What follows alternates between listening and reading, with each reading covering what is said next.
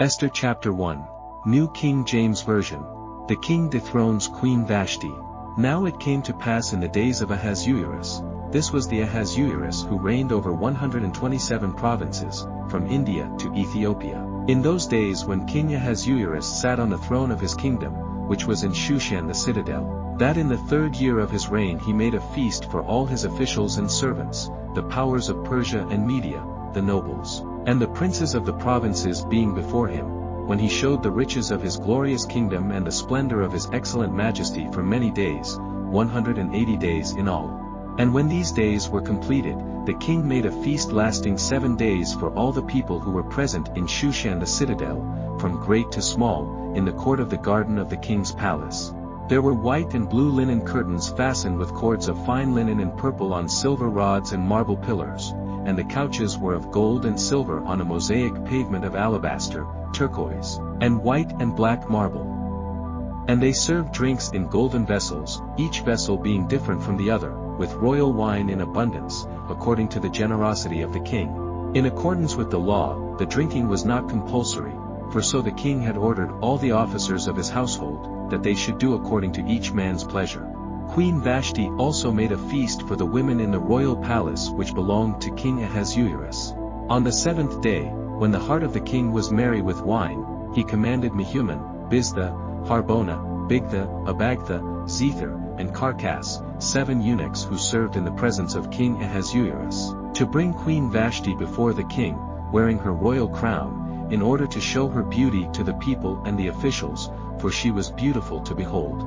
But Queen Vashti refused to come at the king's command brought by his eunuchs, therefore the king was furious, and his anger burned within him. Then the king said to the wise men who understood the times, for this was the king's manner toward all who knew law and justice, those closest to him being Karshina, Shether, Admatha, Tarshish, Meres, Marsina, and Memucan, the 7 princes of Persia and Media, who had access to the king's presence, and who ranked highest in the kingdom, what shall we do to Queen Vashti, according to law, because she did not obey the command of King Ahasuerus brought to her by the eunuchs? And Memucan answered before the king and the princes, Queen Vashti has not only wronged the king, but also all the princes, and all the people who are in all the provinces of King Ahasuerus. For the queen's behavior will become known to all women, so that they will despise their husbands in their eyes, when they report, King Ahasuerus commanded Queen Vashti to be brought in before him, but she did not come. This very day the noble ladies of Persia and Media will say to all the king's officials that they have heard of the behavior of the queen. Thus there will be excessive contempt and wrath. If it pleases the king, let a royal decree go out from him, and let it be recorded in the laws of the Persians and the Medes, so that it will not be altered, that Vashti shall come no more before King Ahasuerus, and let the king give her royal position to another who is better than she. When the king's decree which he will make is proclaimed throughout all his empire, for it is great, all wives will honor their husbands, both great and small. And the reply pleased the king and the princes, and the king did according to the word of Memucan. Then he sent letters to all the king's provinces, to each province in its own script, and to every people in their own language, that each man should be master in his own house, and speak in the language of his own people. Esther chapter 2. Esther becomes queen.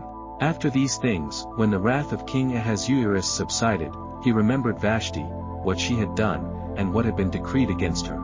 Then the king's servants who attended him said, Let beautiful young virgins be sought for the king, and let the king appoint officers in all the provinces of his kingdom, that they may gather all the beautiful young virgins to Shushan the citadel, into the women's quarters, under the custody of Haggai the king's eunuch, custodian of the women.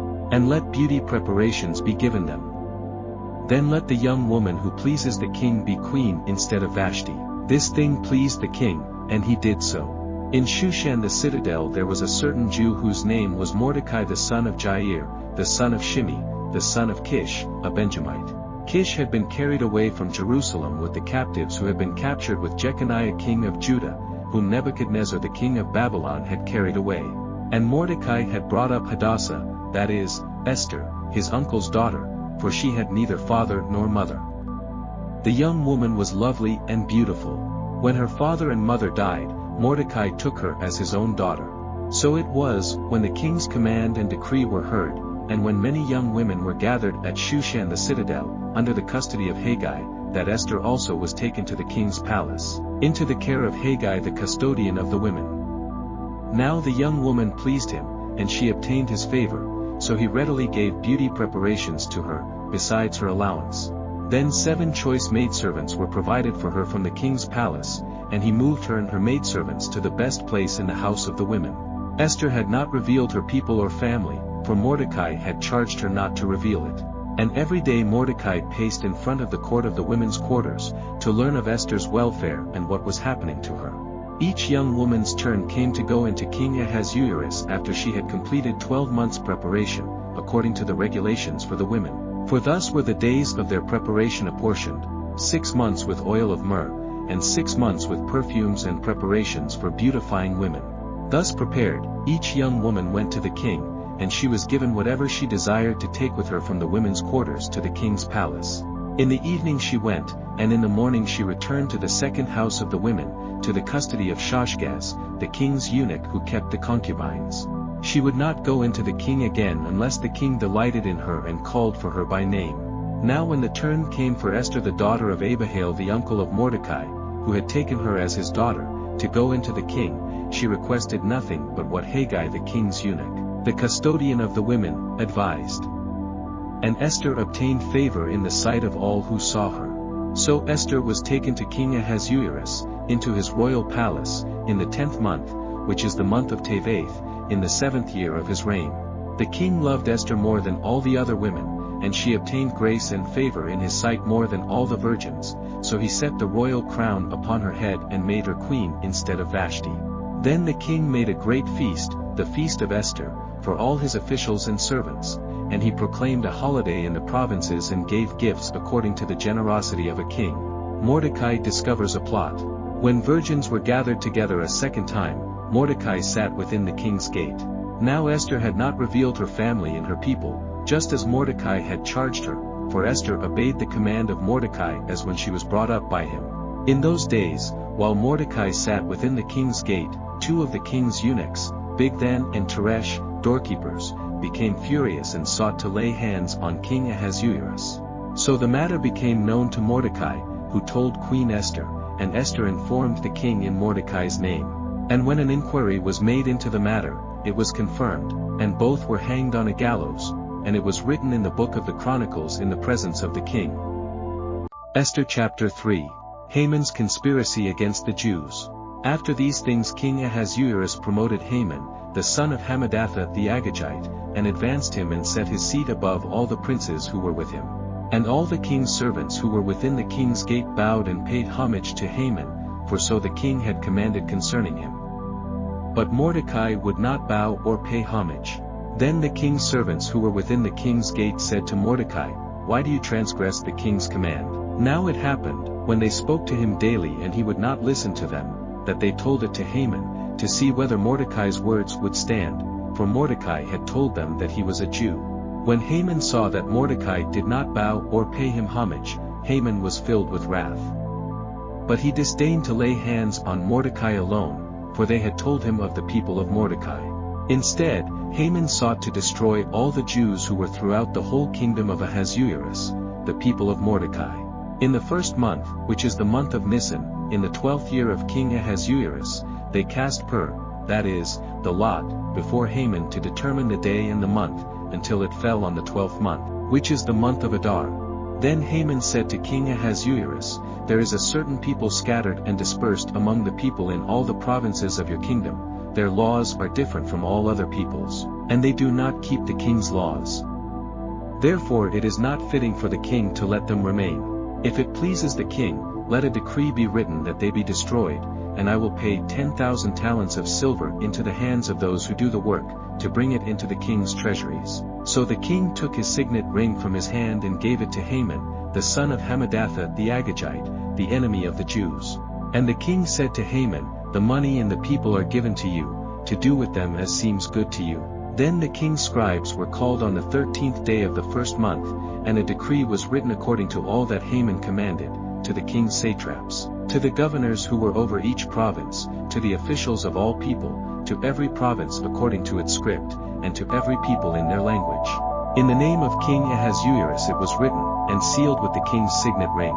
And the letters were sent by couriers into all the king's provinces, to destroy, to kill, and to annihilate all the Jews, both young and old, little children and women, in one day, on the 13th day of the 12th month, which is the month of Adar, and to plunder their possessions. A copy of the document was to be issued as law in every province, being published for all people, that they should be ready for that day. The couriers went out, hastened by the king's command, and the decree was proclaimed in Shushan the citadel. So the king and Haman sat down to drink, but the city of Shushan was perplexed. Esther chapter 4. Esther agrees to help the Jews. When Mordecai learned all that had happened, he tore his clothes and put on sackcloth and ashes, and went out into the midst of the city. He cried out with a loud and bitter cry.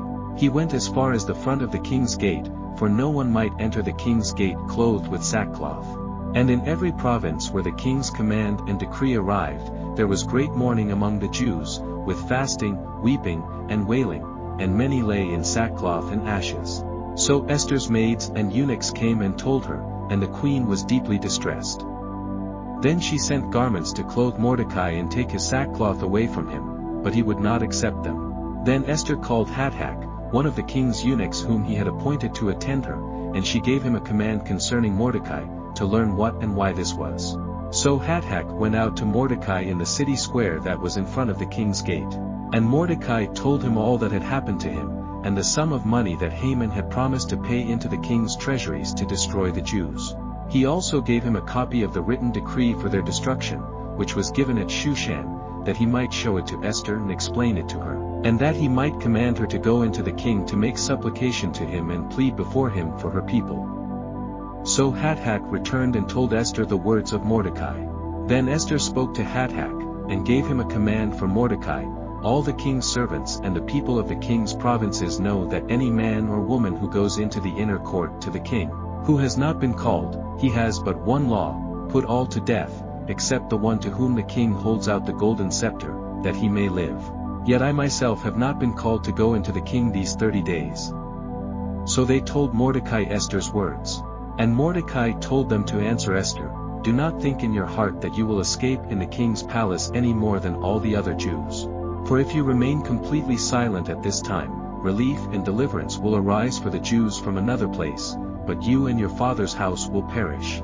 Yet who knows whether you have come to the kingdom for such a time as this? Then Esther told them to reply to Mordecai, go, gather all the Jews who are present in Shushan, and fast for me, neither eat nor drink for 3 days, night or day.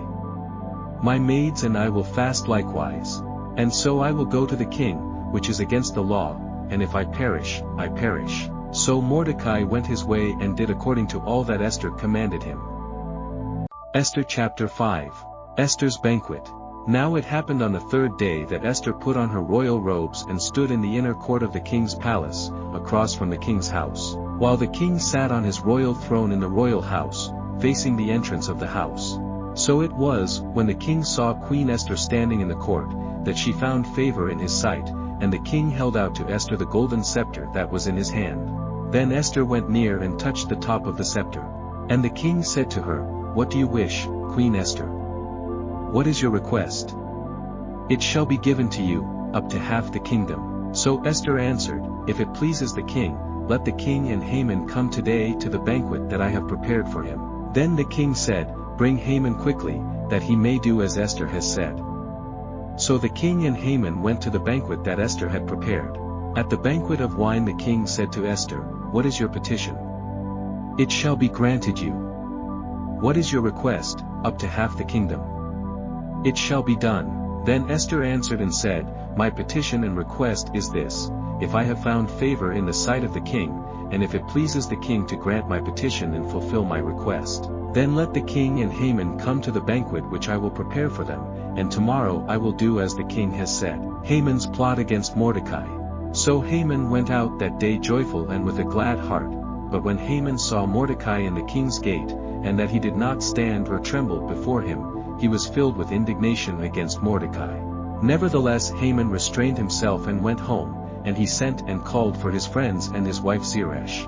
Then Haman told them of his great riches, the multitude of his children, everything in which the king had promoted him, and how he had advanced him above the officials and servants of the king. Moreover, Haman said, "Besides, Queen Esther invited no one but me to come in with the king to the banquet that she prepared, and tomorrow I am again invited by her, along with the king.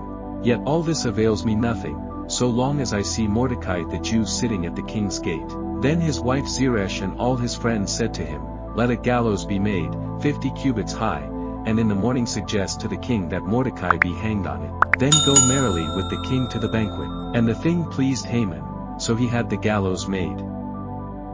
Esther chapter 6. The king honors Mordecai. That night the king could not sleep. So one was commanded to bring the book of the records of the Chronicles, and they were read before the king. And it was found written that Mordecai had told of Bigthana and Teresh, two of the king's eunuchs, the doorkeepers who had sought to lay hands on King Ahasuerus. Then the king said, "What honor or dignity has been bestowed on Mordecai for this?" And the king's servants who attended him said, "Nothing has been done for him." So the king said, "Who is in the court?" Now Haman had just entered the outer court of the king's palace to suggest that the king hang Mordecai on the gallows that he had prepared for him. The king's servants said to him, "Haman is there, standing in the court." And the king said, "Let him come in." So Haman came in, and the king asked him, "What shall be done for the man whom the king delights to honor?" Now Haman thought in his heart, "Whom would the king delight to honor more than me?" And Haman answered the king, "For the man whom the king delights to honor, let a royal robe be brought which the king has worn, and a horse on which the king has ridden, which has a royal crest placed on its head. Then let this robe and horse be delivered to the hand of one of the king's most noble princes, that he may array the man whom the king delights to honor. Then parade him on horseback through the city square, and proclaim before him, 'Thus shall it be done to the man whom the king delights to honor.'" Then the king said to Haman, "Hurry, take the robe and the horse, as you have suggested, and do so for Mordecai the Jew who sits within the king's gate. Leave nothing undone of all that you have spoken." So Haman took the robe and the horse, arrayed Mordecai, and led him on horseback through the city square, and proclaimed before him, "Thus shall it be done to the man whom the king delights to honor." Afterward Mordecai went back to the king's gate. But Haman hurried to his house, mourning and with his head covered. When Haman told his wife Zeresh and all his friends everything that had happened to him, his wise men and his wife Zeresh said to him, "If Mordecai, before whom you have begun to fall, is of Jewish descent, you will not prevail against him but will surely fall before him." While they were still talking with him, the king's eunuchs came, and hastened to bring Haman to the banquet which Esther had prepared. Esther chapter 7. Haman hanged instead of Mordecai. So the king and Haman went to dine with Queen Esther. And on the second day, at the banquet of wine, the king again said to Esther, "What is your petition, Queen Esther?" "It shall be granted you." "And what is your request?" "Up to half the kingdom." "It shall be done." Then Queen Esther answered and said, "If I have found favor in your sight, O king, and if it pleases the king, let my life be given me at my petition, and my people at my request. For we have been sold, my people and I, to be destroyed, to be killed, and to be annihilated.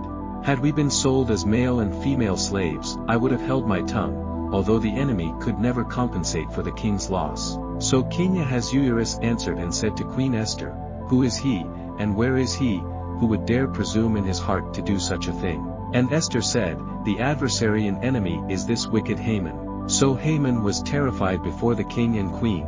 Then the king arose in his wrath from the banquet of wine and went into the palace garden, but Haman stood before Queen Esther, pleading for his life, for he saw that evil was determined against him by the king.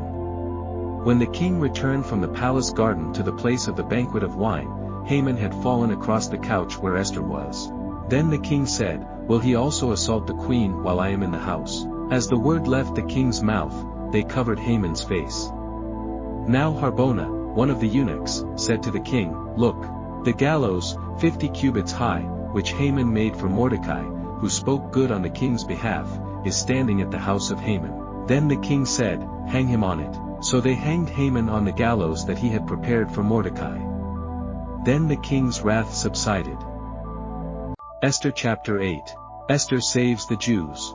On that day King Ahasuerus gave Queen Esther the house of Haman, the enemy of the Jews. And Mordecai came before the king, for Esther had told how he was related to her. So the king took off his signet ring, which he had taken from Haman, and gave it to Mordecai, and Esther appointed Mordecai over the house of Haman. Now Esther spoke again to the king, fell down at his feet, and implored him with tears to counteract the evil of Haman the Agagite, and the scheme which he had devised against the Jews. And the king held out the golden scepter toward Esther. So Esther arose and stood before the king, and said, If it pleases the king, and if I have found favor in his sight and the thing seems right to the king and I am pleasing in his eyes, let it be written to revoke the letters devised by Haman, the son of Hammedatha the Agagite, which he wrote to annihilate the Jews who are in all the king's provinces. For how can I endure to see the evil that will come to my people? Or how can I endure to see the destruction of my countrymen? Then King Ahasuerus said to Queen Esther and Mordecai the Jew, Indeed, I have given Esther the house of Haman, and they have hanged him on the gallows because he tried to lay his hand on the Jews. You yourselves write a decree concerning the Jews, as you please, in the king's name, and seal it with the king's signet ring. For whatever is written in the king's name and sealed with the king's signet ring no one can revoke. So the king's scribes were called at that time, in the 3rd month, which is the month of Sivan, on the 23rd day, and it was written, according to all that Mordecai commanded, to the Jews, the satraps, the governors, and the princes of the provinces from India to Ethiopia, 127 provinces in all, to every province in its own script, to every people in their own language, and to the Jews in their own script and language. And he wrote in the name of King Ahasuerus, sealed it with the king's signet ring, and sent letters by couriers on horseback, riding on royal horses bred from swift steeds. By these letters the king permitted the Jews who were in every city to gather together and protect their lives, to destroy, kill, and annihilate all the forces of any people or province that would assault them, both little children and women, and to plunder their possessions, on one day in all the provinces of King Ahasuerus, on the 13th day of the 12th month, which is the month of Adar. A copy of the document was to be issued as a decree in every province and published for all people, so that the Jews would be ready on that day to avenge themselves on their enemies. The couriers who rode on royal horses went out, hastened and pressed on by the king's command. And the decree was issued in Shushan the citadel. So Mordecai went out from the presence of the king in royal apparel of blue and white, with a great crown of gold and a garment of fine linen and purple, and the city of Shushan rejoiced and was glad. The Jews had light and gladness, joy and honor. And in every province and city, wherever the king's command and decree came, the Jews had joy and gladness, a feast and a holiday. Then many of the people of the land became Jews, because fear of the Jews fell upon them. Esther chapter 9. The Jews destroy their tormentors. Now in the 12th month, that is, the month of Adar, on the 13th day, the time came for the king's command and his decree to be executed. On the day that the enemies of the Jews had hoped to overpower them, the opposite occurred, in that the Jews themselves overpowered those who hated them. The Jews gathered together in their cities throughout all the provinces of King Ahasuerus to lay hands on those who sought their harm. And no one could withstand them, because fear of them fell upon all people. And all the officials of the provinces, the satraps, the governors, and all those doing the king's work, helped the Jews, because the fear of Mordecai fell upon them. For Mordecai was great in the king's palace, and his fame spread throughout all the provinces, for this man Mordecai became increasingly prominent. Thus the Jews defeated all their enemies with the stroke of the sword, with slaughter and destruction, and did what they pleased with those who hated them. And in Shushan the citadel the Jews killed and destroyed 500 men.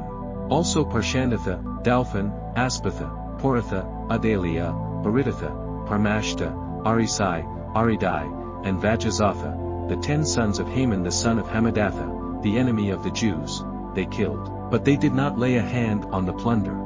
On that day the number of those who were killed in Shushan the citadel was brought to the king. And the king said to Queen Esther, The Jews have killed and destroyed 500 men in Shushan the citadel, and the 10 sons of Haman. What have they done in the rest of the king's provinces? Now what is your petition? It shall be granted to you. Or what is your further request? It shall be done. Then Esther said, If it pleases the king, let it be granted to the Jews who are in Shushan to do again tomorrow according to today's decree, and let Haman's 10 sons be hanged on the gallows. So the king commanded this to be done. The decree was issued in Shushan, and they hanged Haman's 10 sons. And the Jews who were in Shushan gathered together again on the 14th day of the month of Adar and killed 300 men at Shushan, but they did not lay a hand on the plunder.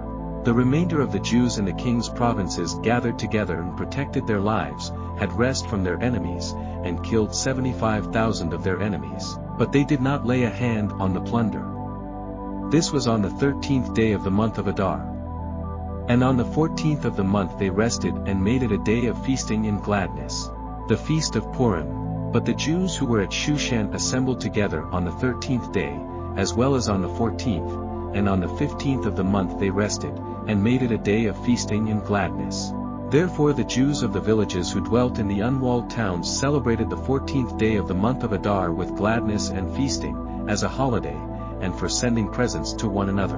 And Mordecai wrote these things and sent letters to all the Jews, near and far, who were in all the provinces of King Ahasuerus, to establish among them that they should celebrate yearly the 14th and 15th days of the month of Adar, as the days on which the Jews had rest from their enemies, as the month which was turned from sorrow to joy for them, and from mourning to a holiday, that they should make them days of feasting and joy, of sending presents to one another and gifts to the poor.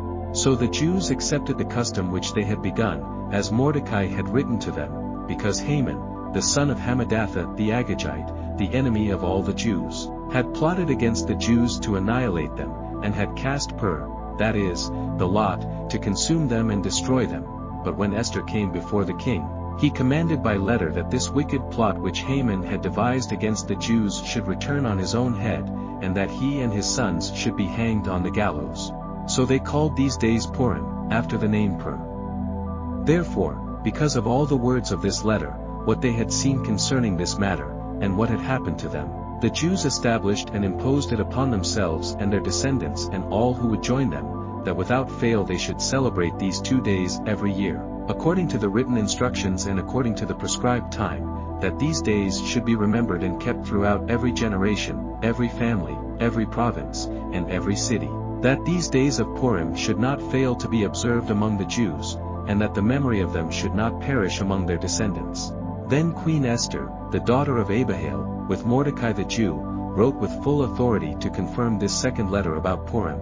And Mordecai sent letters to all the Jews, to the 127 provinces of the kingdom of Ahasuerus, with words of peace and truth, to confirm these days of Purim at their appointed time, as Mordecai the Jew and Queen Esther had prescribed for them, and as they had decreed for themselves and their descendants concerning matters of their fasting and lamenting. So the decree of Esther confirmed these matters of Purim, and it was written in the book.